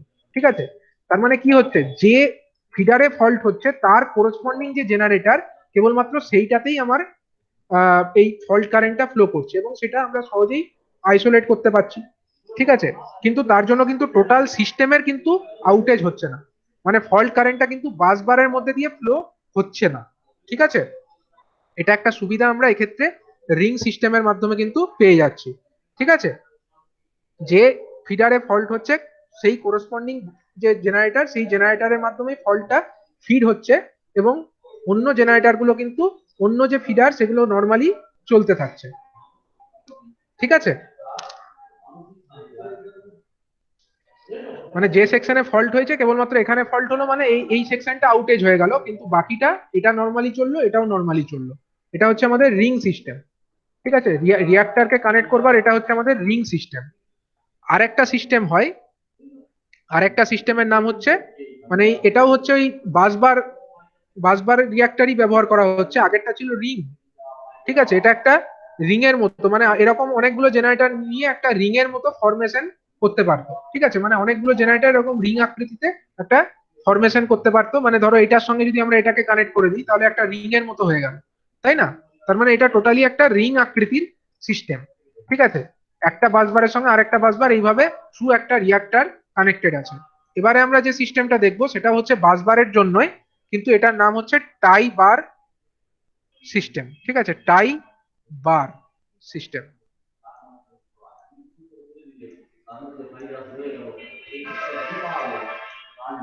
টাই বার সিস্টেমটা কি জিনিস, টাই বার সিস্টেমে দেখো, এখানেও আমার জেনারেটর আছে, ধরো এটা একটা জেনারেটর, এই জেনারেটর থেকে ধরো আমাদের একটা বাস বারে পড়বে, এখানেও ধরো আরেকটা জেনারেটর আছে, এখান থেকেও একটা বাস বারে পড়বে, আর একটা জেনারেটর ধরো এটা আছে, এখান থেকেও ধরো বাস বারে পড়বে। এটার নাম ধরো G1, এটার নাম ধরো G2, এটার নাম ধরো G3। তিনটে জেনারেটর, তিনটে জেনারেটর থেকে আমাদের ফার্স্টে এরা বাস বারে পড়লো, তাহলে এটা একটা বাস বার, এটা একটা বাস বার, এটা একটা বাস বার, জেনারেটর থেকে পাওয়ারটা এলো বাস বারে পড়লো। বাস বার থেকে একটা করে ফিডার একদম সরাসরি বেরিয়ে গেল, একটা করে ফিডার আমাদের সরাসরি একদম বেরিয়ে গেল, এটা থেকে একটা ফিডারে চলে গেল, এটা থেকে একটা ফিডারে চলে গেল, এটা থেকে একটা ফিডারে চলে গেল। তাহলে এখানে আমাদের কানেকশনটা হলো কি করে, কানেকশনটা হলো কি করে, এবার বাসবার গুলোর মধ্যে ইন্টার কানেকশনটা কি করে হবে, ইন্টার কানেকশন করবার জন্য এখানে আবার সেপারেট আরেকটা বাসবার ইউজ করা হবে। ঠিক আছে, সেই বাসবারটির নাম হচ্ছে টাই বার। ঠিক আছে, এটার মাধ্যমে যেহেতু আমরা একটার সঙ্গে আরেকটাকে বাঁধবো, ঠিক আছে, একটা বাসবারের সঙ্গে আরেকটা বাসবারকে আমরা ইন্টার কানেক্ট করবো, তার জন্য এর নাম হচ্ছে টাই বার। ঠিক আছে, এটা হচ্ছে উপরেরটা হচ্ছে বাসবার, এটাকে আমরা কি বলছি, এটা হচ্ছে নর্মাল, যেটা আমাদের বাস বার, মানে যেখানে জেনারেটর থেকে এসে পাওয়ারটা পড়ছে এবং সেখান থেকে ফিডারে চলে যাচ্ছে, এটা হচ্ছে নর্মাল বাস বার। কিন্তু এইগুলো কি, এই জিনিসটা এটা হচ্ছে আমাদের টাই বার। ঠিক আছে, এর মাধ্যমে আমরা একটা বাস বারের সঙ্গে আরেকটা বাস বারকে টাই করছি। ঠিক আছে, তার জন্য এর নাম হচ্ছে টাই বার। এবার এই টাইটা আমরা কি করে করব, বাঁধবোটা কিভাবে, বাঁধবো আমরা থ্রু রিয়াক্টার, মানে এই বাস বার তার সঙ্গে টাই বারটা কানেক্টেড থাকবে একটা রিয়াক্টারের মাধ্যমে। আবার এই যে জেনারেটর 2 এর যে বাস বার, তার সঙ্গে টাই বারটা কানেক্টেড থাকবে থ্রু একটা রিয়াক্টারের মাধ্যমে। আবার এই যে বাস বার জেনারেটর 3 এর, তার সঙ্গে টাই বারটা কানেক্টেড থাকবে থ্রু একটা রিয়াক্টারের মাধ্যমে। তাহলে এই যে সিস্টেমটা দাঁড়ালো, এই সিস্টেমটাকে আমরা বলবো হচ্ছে টাই বার সিস্টেম। ঠিক আছে, এটাকে বলা হচ্ছে কি টাই বার। মানে এখানে আমাদের কিন্তু সেপারেট আরেকটা বাস বার ব্যবহার করতে হচ্ছে। নর্মাল বাস বার আমাদের এগুলো আছেই, ঠিক আছে, এইগুলো বাস বার তো আমাদের নর্মালি আছেই, তার ছাড়াও কিন্তু আমরা অ্যাডিশনাল আরেকটা বাস বার আমরা এখানে ব্যবহার করছি। ঠিক আছে, তাহলে এতে সুবিধা কি হলো, এতে সুবিধাটা কি হলো বলো। এই বাসবার ব্যবহার করলে আমাদের সুবিধাটা এখানেই হচ্ছে, মনে করো একটা ফিডারে ফল্ট হয়েছে, ফর এক্সাম্পল ধরো আমার এই F1, এটা ধরো F1, পরেরটা ধরো F2, পরেরটা ধরো F3, তিনটে ফিডার এখানে আছে, F1 F2 F3। এখানে যদি আমরা ধরে নিই, মনে করো F1 এ ফল্ট হয়েছে, ঠিক আছে, F1 এ ফল্ট হলে সেই ফল্ট কারেন্টটা কার মধ্যে সীমাবদ্ধ থাকবে, কে ফিড করবে সেই ফল্ট কারেন্টটাকে, F1 এ ধরো ফল্ট হয়েছে, তাহলে ফল্ট কারেন্টটা আমার আসবে এদিক থেকে আসবে, এদিক থেকে আসবে দিয়ে গ্রাউন্ডে চলে যাবে, মানে জেনারেটর 1 সেটাকে ফিড করবে। কিন্তু জেনারেটর 2 থেকে কি ফল্ট কারেন্টটা আসবে, জেনারেটর 2 থেকে আসতে গেলে কার মাধ্যমে আসতে হবে, জেনারেটর 2 থেকে আসতে গেলে আমাকে এই রাস্তা দিয়ে আসতে হবে, তারপরে এই রাস্তা দিয়ে যেতে হবে, দিয়ে এই এর মধ্যে দিয়ে যেতে হবে, দিয়ে তারপরে এই রাস্তা দিয়ে ব্যাক করে গ্রাউন্ডে আসতে হতো। ঠিক আছে, তাহলে এত রাস্তা আসতে হতো, মাঝপথে আমার কি করতো, জেনারেটর 2 এর এখানে একটা রিয়াক্টর, জেনারেটর 1 এর এখানে আরেকটা রিয়াক্টর, দুটো রিয়াক্টরের ভায়া হয়ে আমাকে ফল্ট পাথে কারেন্টটাকে ফিড করাতে হতো, যেটা সম্ভব নয়, অনেক বেশি রিয়াক্টেন্স। তার মানে কি হলো, যে ফিডারে ফল্ট হবে কেবলমাত্র কোরসপন্ডিং সেই জেনারেটরটাই কিন্তু ফল্ট কারেন্টটাকে সাপ্লাই করবে, এবং বাকি জেনারেটর গুলো কিন্তু নর্মালি চলবে, এবং বাকি ফিডার গুলো আমাদের অ্যাজ নর্মাল চলতে থাকবে। ঠিক আছে, তো এইটা একটা সুবিধা। আর আগেরটার থেকে সুবিধা কোথায়, আগেরটার ক্ষেত্রে দেখো মাঝে আমাকে ইন্টার কানেকশন করতে হচ্ছিল দুটো জেনারেটরের মধ্যে, আমরা কেবলমাত্র একটা রিয়াক্টরকেই ব্যবহার করছিলাম, দুটো জেনারেটরের মধ্যে আমরা একটা মাত্র রিয়াক্টরকে ব্যবহার করছিলাম। তার মানে কি, ফল্ট কারেন্টটাকে বাধা দেওয়ার জন্যই আমরা এটাকে ব্যবহার করছিলাম। তো তার মানে এই রিয়াক্টর গুলো সাইজ অনেক বড় হতো এবং অনেক বেশি ক্যাপাসিটির আমাকে রিয়াক্টর এখানে ব্যবহার করতে হতো। কিন্তু এখানে দেখো ওই একই দুটো বাসবার কানেক্টেড আছে, এই বাসবার আর এই বাসবার, দুটো বাসবারের মধ্যে কিন্তু দুটো রিয়াক্টর কানেক্টেড থাকছে, এই একটা আবার এই একটা। ঠিক আছে, তার মানে দুটো রিয়াক্টর যেহেতু দুটো বাসবারের মধ্যে কানেক্টেড থাকছে, তার মানে এখানে বাসবার, মানে এখানে আমরা যে রিয়াক্টর গুলোকে ইউজ করছি তাদের কিন্তু সাইজ ছোট হলেও চলবে। মানে আগেটার মতো অতটা বড় রিয়াক্টর বা অত বড় রিয়াক্টেন্স যুক্ত রিয়াক্টর আমাদেরকে এখানে ব্যবহার না করলেও হবে। মানে আমরা স্মল সাইজের দুটো রিয়াক্টর যেহেতু ব্যবহার করতে পারছি, এটা কিন্তু একটা অ্যাডভান্টেজিয়াস থিং, যেটা আমরা এই টাই বার সিস্টেমের ক্ষেত্রে পাচ্ছি। ঠিক আছে, টাইবার সিস্টেমের অ্যাডভান্টেজটা বুঝতে পারলে আগেরটা থেকে? হ্যাঁ স্যার।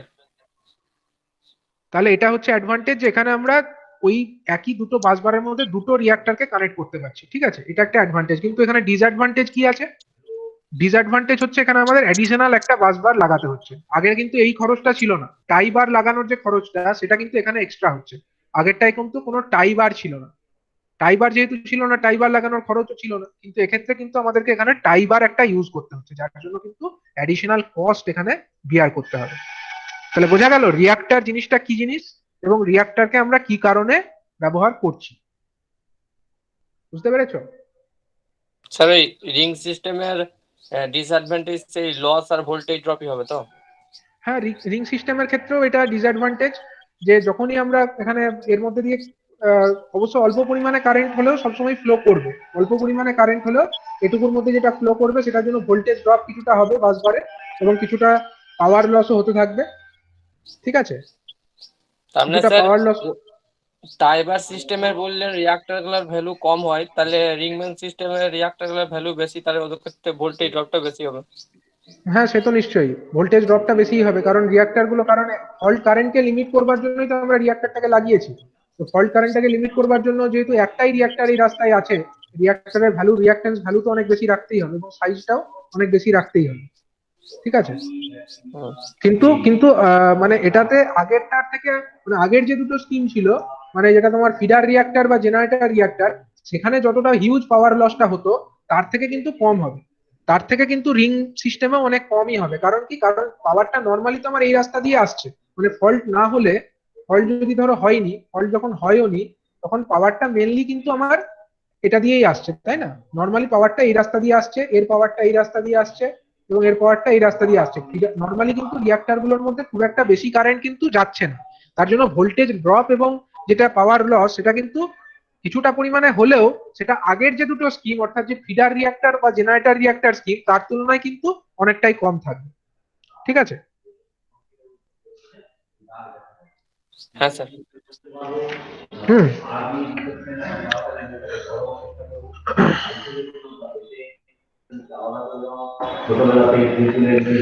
আচ্ছা, এবার হচ্ছে তাহলে বিভিন্ন রকমের রিয়াক্টর সম্পর্কে আমরা তো পড়লাম, এবার হচ্ছে আমরা কিছু নিউমেরিক্যাল প্রবলেম সলভিং এর দিকে যাব, ঠিক আছে। নিউমেরিক্যাল একটা প্রবলেম এখন আমরা একটু দেখে নেব।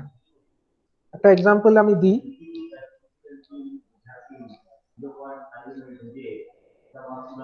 আমি ফিগারটা ড্র করবো, আমি জাস্ট প্রবলেমটা লিখে নিই ফার্স্টে। ফিগার শোজ দ্য এসএলডি, আমি সিঙ্গেল লাইন ডায়াগ্রামকে বলছি এসএলডি, ঠিক আছে, of A three phase system. একটা থ্রি ফেজ সিস্টেমের এসএলডি আমরা দেখাবো।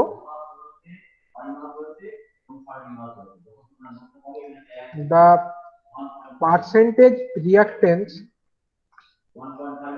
of each alternator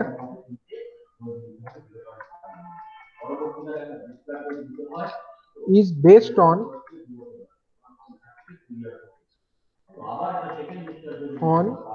its own capacity.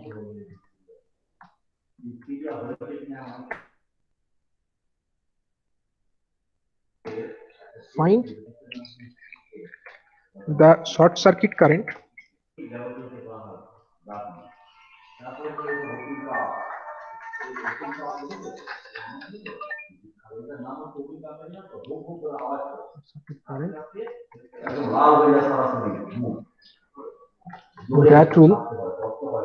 that will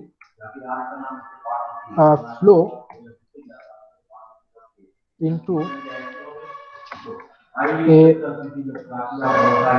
complete three phase short circuit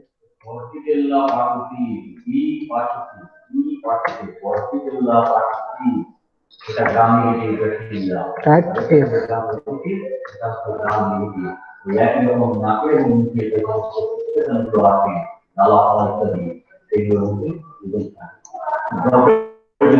একটু স্ক্রিনটা বড় করি, আমি একটা ফিগার ড্র করব এখানে, ঠিক আছে। এখানে একটা ফিগার আমি ড্র করব। ধরো এখানে একটা জেনারেটর আছে, এরকম একটা জেনারেটর আছে, এখানে আর একটা জেনারেটর আছে, দুটো জেনারেটর এখানে আছে, ঠিক আছে। এই জেনারেটর থেকে একটা ফিডারে গেল, একটা আরেকটা এলো, এবং তারা একটা বাস বারে এসে পড়লো। ধরো এটা হচ্ছে একটা বাস বার, ঠিক আছে। এখান থেকে আছে কি একটা আরেকটা আমাদের আউটগোয়িং একটা ফিডার বেরিয়েছে। তাহলে দুটো জেনারেটর, এটা একটা জেনারেটর, এটা একটা জেনারেটর, বাস বারে এসে পড়লো, সেখান থেকে ফিডার বেরিয়ে গেল, ধরো। এবার জেনারেটর গুলোর ক্যাপাসিটিটা আমরা বলে দিই। প্রথম যে জেনারেটরটা আছে এর ক্যাপাসিটি হচ্ছে কত, 15,000 কেভিএ। এটা হচ্ছে 15,000 কেভিএ, 15,000 কেভিএ, 15,000 কেভিএ। এটা ধরো 20,000 কেভিএ, এটা ধরো 20,000 কেভিএ।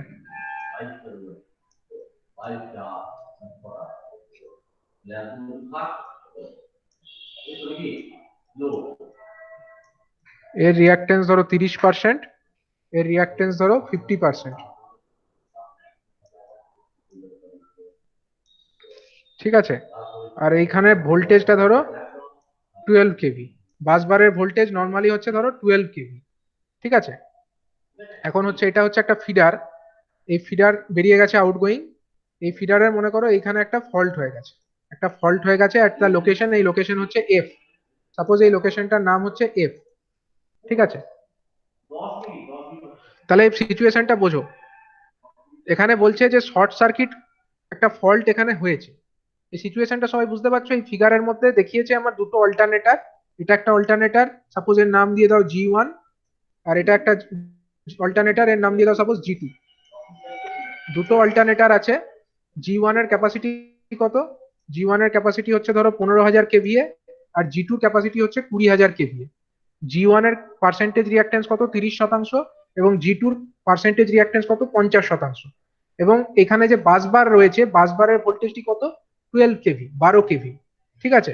এবার এই যে এখানে কোশ্চেন একটা টার্ম বলে দিয়েছে, লক্ষ্য করো টার্মটা কি বলছে, যে the percentage reactance of the each alternator is based on its own capacity. মানে এই যে পার্সেন্টেজ রিঅ্যাক্টেন্স গুলো বলেছে 30% বা 50%, এগুলো কিসের ভিত্তিতে বলেছে?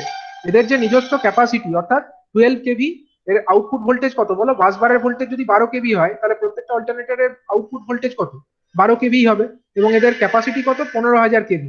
এর ক্যাপাসিটি কত? 20,000 কেভি। মানে এই 30% আর 50% এগুলো বলেছে এই 15,000 কেভিএ এবং 20,000 কেভিএ এদের সাপেক্ষে, এদের সাপেক্ষে বলা হয়েছে, ঠিক আছে? 50% বা 30%। এখন বলতে চাইছে যদি ধরো এইখানে একটা ফল্ট হয়ে যায়, এফ এই পজিশনে যদি একটা ফল্ট হয়ে যায়, তাহলে সেই পথে ফল্ট কারেন্টের মানটা কত হবে? মানে এইখানে যে ফল্ট কারেন্ট আসবে, আইএসসি আসবে, সেই আইএসসির মানটা বার করতে হবে তোমাদেরকে। আইএসসির মান কিভাবে ক্যালকুলেট করবে বলো? কি করে বার করা যাবে বলো এই ধরনের problem? Sir percentage extra by করুন বেস কেভিএ ধরে। ঠিক, তাহলে বলো আমরা কি করব এখানে? ফার্স্টলি আমাদের কাজ কি হবে? ফার্স্টলি আমাদেরকে একটা কি ধরতে হবে? এটা বেস কেভিএ আমাদেরকে কিন্তু ধরতেই হবে। আমি প্রবলেমটাকে একটু অন্য জায়গায় কপি করে নিই। ফার্স্টলি আমাদেরকে একটা বেস কেভিএ কিন্তু ধরতেই হবে। কত ধরবো বলো বেস কেভিএ? কি রকম ধরতে বলেছিলাম? ওই হাই ম্যাক্সিমাম ভ্যালুটা ধরলে হবে 20,000 যেটা আছে। ম্যাক্সিমাম ভ্যালুও ধরতে পারি, বা ধরো এদের যে কোনো যেটা হাইয়েস্ট সেটাও আমরা ধরতে পারি, বা এদের যে যোগফল সেটাও ধরতে পারি। যাই হোক, আমরা বেস কেভিএ ধরো 20,000ই ধরি। ফর এক্সাম্পল আমরা 20,000 কেভিএটাই বেস কেভিএ ধরে নিলাম। তাহলে বেস কেভিএ ইকুয়াল টু ধরো 20,000। বেস কেভিএ ধরো আমাদের 20,000 হলো। তাহলে বলো 20,000 কেভিএ যদি বেস হয়, তার সাপেক্ষে আমাদের এর পার্সেন্টেজ রিঅ্যাক্টেন্স কত হবে? পার্সেন্টেজ জেনারেটর এক্স, বনে তো পার্সেন্টেজ এক্স আমি এরকম লিখছি, পার্সেন্টেজ এক্স ব্র্যাকেটের মধ্যে লিখছি, বাইরে লিখছি G1, percentage X of G1 এটা কত? ওই বেসের সাপেক্ষে লিখলে বলো, দাঁড়ান ক্যালকুলেট।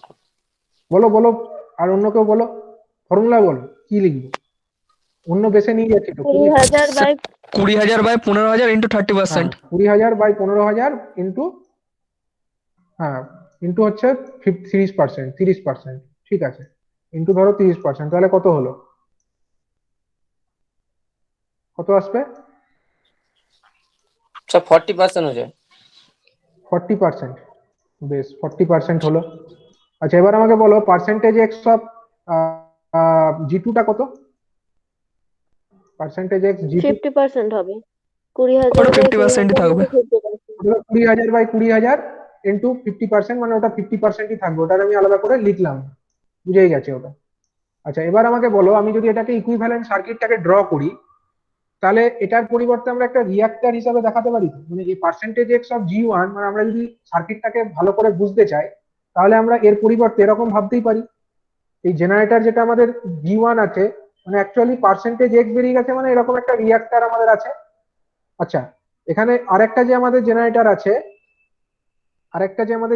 আছে, সেটাকেও আমরা ভাবতে পারি এরকম, এরকম আমাদের আছে, তাই তো? দুটো জেনারেটর, মানে এটা হচ্ছে percentage X of G1, percentage X of G1 ব্র্যাকেটে লিখলাম পার্সেন্টেজ এক্স, বাইরে লিখলাম G1, আর এটা হচ্ছে পার্সেন্টেজ এক্স অফ G2।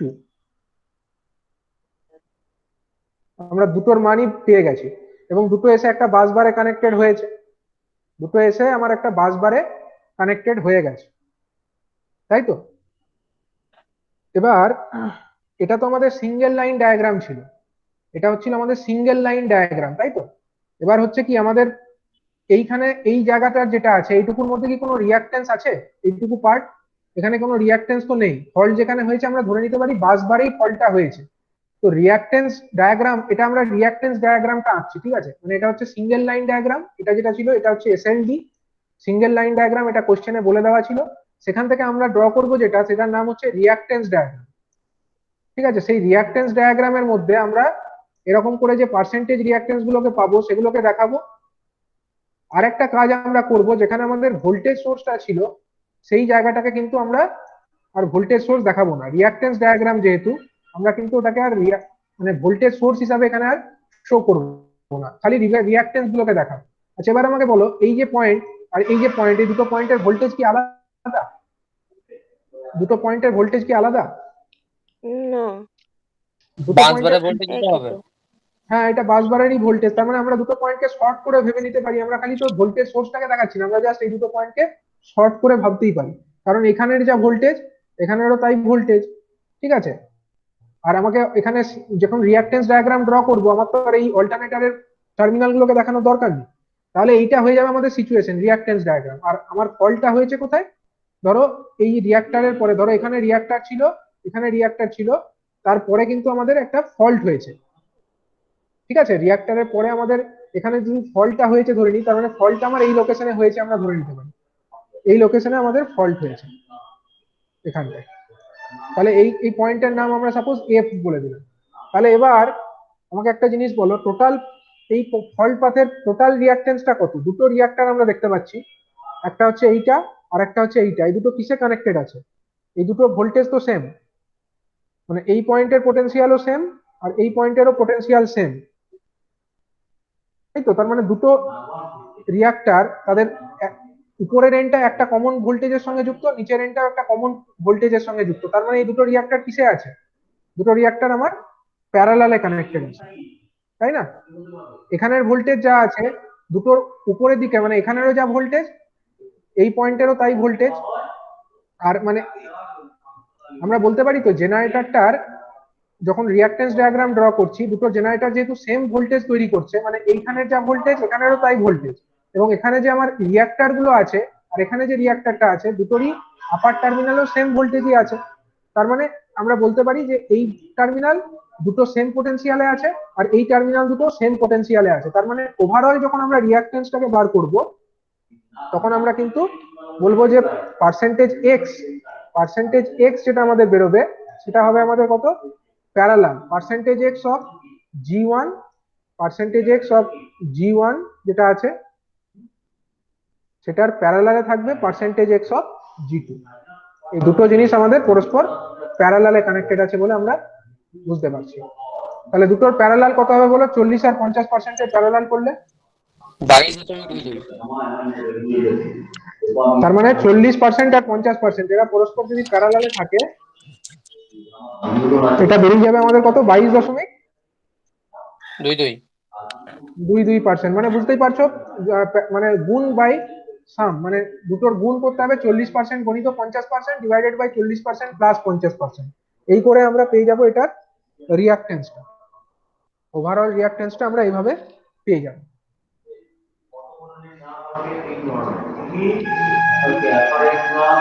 তাহলে এবার আমাকে বলো যে যখন ফল্ট কারেন্ট আমরা বার করি আইএসসি এর ফর্মুলাটা কি? আইএসসি এর ফর্মুলা কি? আইএসসি সমান আমরা জানি আই গণিত গণিত 100 ডিভাইডেড বাই পার্সেন্টেজ এক্স। আচ্ছা আই এর ভ্যালুটা এখানে কত? আই এর ভ্যালুটা কত বলো দেখি? রেটেড কারেন্ট বা ফুল লোড কারেন্টের ভ্যালু কত এখানে? এখানে আমাদের বেস কত ধরেছি তো আমরা? 20,000। এখানে একটু করে নিই, আমরা জানি কেভিএ সমান কত? কেভিএ সমান হচ্ছে 3 VL IL into I IL। ধরছি, √3 ভিএল ইন্টু আইএল, বা আই আমরা এটাকে আইএলটাকে এখানে আই বলতে পারি, ঠিক আছে? এই আইএলটাই আমার এই আই, ঠিক আছে? যেখানে আমার ভিটাকে কিসে লিখতে হবে? ভিএলটাকে আমাকে কেভিতে লিখতে হবে। তাহলে কেভিএ সমান কত? 20,000। আমরা 20,000টাকে বেস ধরেছি, তাহলে আমার এটা 20,000 হবে। 20,000 সমান কত? √3 গণিত ভিএল মানে কত? এখানে ভিএল মানে হচ্ছে 12, 12 আছে 12। 12 গণিত আইএল। তাহলে আইএল এর মানটা কত বেরোচ্ছে বলো? 962। আইএল সমান 962 962.25। এত অ্যাম্পিয়ার বেরোচ্ছে। বেশ, ঠিক আছে। তাহলে এই এত অ্যাম্পিয়ার আমার বাস এখানে কারেন্ট, 962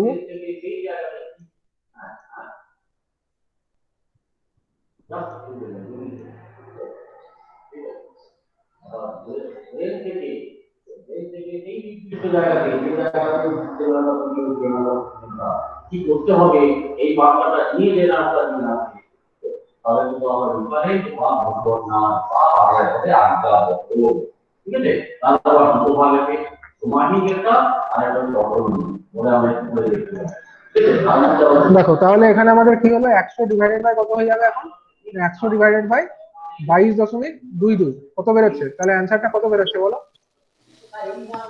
আইএসসি এর মানটা কত সরি এটা তো আমাদের আইএসসি বেরিয়ে গেল তাই না আইএসসি টাই বেরিয়ে গেল আইএসসি সমান হচ্ছে আই গুণিত 100 বাই 22.22 কত বেরোচ্ছে স্যার 4330 4330 দশমিক 5 6 330.56 অ্যাম্পিয়ার তাহলে এত অ্যাম্পিয়ার আমাদের ফল্ট কারেন্ট বেরিয়ে গেল তাহলে এখানে আমরা কি কি জিনিস করলাম বলো দেখি তাহলে এটা আমাদের শর্ট সার্কিট কারেন্ট এটা আমরা বার করলাম তাহলে এখানে আমাদের যেটা বোঝার ছিল সেটা হচ্ছে যে আমাদের এই যে সিঙ্গেল লাইন ডায়াগ্রাম যেটা দেওয়া ছিল সিঙ্গেল লাইন ডায়াগ্রাম থেকে ফার্স্টলি আমরা এটা বেস কেভিএ ধরে দুটোকে পার্সেন্টেজ ইম্পিডেন্স গুলোকে সেই বেসের রেসপেক্টে নিয়ে গেলাম এবং তারপরে আমরা কি করলাম তারপরে আমরা এই রিঅ্যাকটেন্স ডায়াগ্রামটাকে ড্র করলাম সেটা করার জন্য আমাদেরকে কি করতে হলো আমাদের দেখো এইখানটা একটা জিনিস বোঝো এই রিঅ্যাকটেন্স ডায়াগ্রামটা কিভাবে আমরা এঁকেছি বুঝতে হয় আমি এখানে আরেকবার এটাকে ড্র করি রিঅ্যাকটেন্স ডায়াগ্রামটাকে বোঝানোর জন্য দেখো এই দিকটাতে ভোল্টেজ কত বলো এইখানটায় ভোল্টেজ কত 12 কেভি তাই তো এখানেও ভোল্টেজ কত 12 কেভি আমরা এই যে দুটো কমন ভোল্টেজের জায়গা আর এর ভেতরে কি আছে এর ভেতরে আমি ধরলাম এরকম কিছু রিঅ্যাকটেন্স আছে আর এরও ভেতরে এরকম কিছু রিঅ্যাকটেন্স আছে আচ্ছা এই দিকের ভোল্টেজটা কত এই দিকের ভোল্টেজটা এইদিকে কত এদিকের ভোল্টেজ নিশ্চয়ই 0 ভোল্ট বা নিউট্রাল পয়েন্ট ওটা আর এদিকেরও ভোল্টেজ কত এটাও গ্রাউন্ডে লেগে থাকবে মানে এটাও 0 ভোল্ট তাহলে আমরা কমন যে ভোল্টেজ পয়েন্ট গুলো সেগুলোকে কমন করে দেবো তাহলে আমাদের এইখানেও 12 ভোল্ট আছে দেখো এটাও 12 ভোল্ট আর এটাও 12 ভোল্ট তাহলে 12 ভোল্টের 12 কেভি এটাও 12 কেভি তাহলে 12 কেভির জায়গাগুলোকে আমরা কমন করে দেবো তাহলে এটা হচ্ছে আমাদের একটা রিঅ্যাকটেন্স পার্সেন্টেজ এক্স আর এটাও ধরো আর একটা percentage X of G two তাহলে এই দুটোর এই দিকের টার্মিনালে 12 ভোল্ট আছে 12 কেভি আছে এরও এখানে 12 কেভি আছে এই জন্য এই দুটোকে আমরা কমন করে দিচ্ছি এই দুটোকে আমরা রিঅ্যাকটেন্স ডায়াগ্রামে কমন করে দিচ্ছি আর এরও এখানে 0 ভোল্ট এরও এখানে 0 ভোল্ট তার মানে এরও এখানে 0 এখানেও 0 এই দুটোকেও আমরা এরকম কমন করে দিচ্ছি আর এখানটাই যেটা আমাদের আছে এইখানে আমাদের একটা জায়গাতে ফল্ট হয়েছে তার মানে এরকম একটা জায়গাতে আমাদের ফল্ট হয়েছে তাহলে এটা হচ্ছে আমাদের এফ পয়েন্ট তাহলে এফ পয়েন্টের সাপেক্ষে এটা একটা কমন পয়েন্ট এটা একটা কমন পয়েন্ট তাহলে দুটো কিসে কানেক্টেড আছে এই রিঅ্যাকটেন্সটা এটা হচ্ছে আমার এক্স জি ওয়ান আর এটা হচ্ছে আমাদের এক্স জি টু এই দুটো কিসে কানেক্টেড আছে এই দুটো হচ্ছে আমাদের প্যারালালে কানেক্টেড আছে তার জন্য আমাদের ইকুইভ্যালেন্টটা কত হচ্ছে X G one in parallel with X G two মানে পার্সেন্টেজ কথাটা আমি এখানে লিখিনি তার মানে হয়ে যাচ্ছে X G one into X G two divided by X G one plus X G two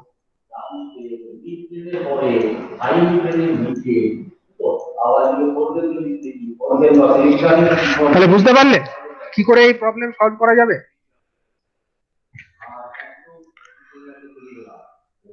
বোঝা গেল রাজীব পাল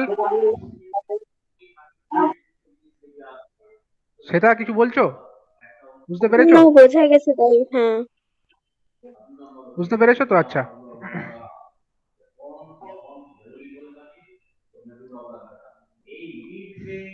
তার মানে এখানে যেটা আমরা করেছি এই এই দুটোকে মানে এই এর ভেতরে রিঅ্যাকটেন্স আছে এরও ভেতরে রিঅ্যাকটেন্স আছে এই দুটো রিঅ্যাকটেন্সকে আমরা এইটা দেখাচ্ছি এটা একটা রিঅ্যাকটেন্স এটা একটা রিঅ্যাকটেন্স আর এর উপরের যে পয়েন্ট আর এরও যে উপরের পয়েন্ট এই দুটো হচ্ছে কমন পোটেনশিয়ালে আছে আর এর যে নিচের পয়েন্ট আর এর যে নিচের পয়েন্ট এই দুটো হচ্ছে কমন পোটেনশিয়ালে আছে তার জন্য এই দুটোকে কমন করে দিয়েছি আমরা বা সেখান থেকে এইটা এলো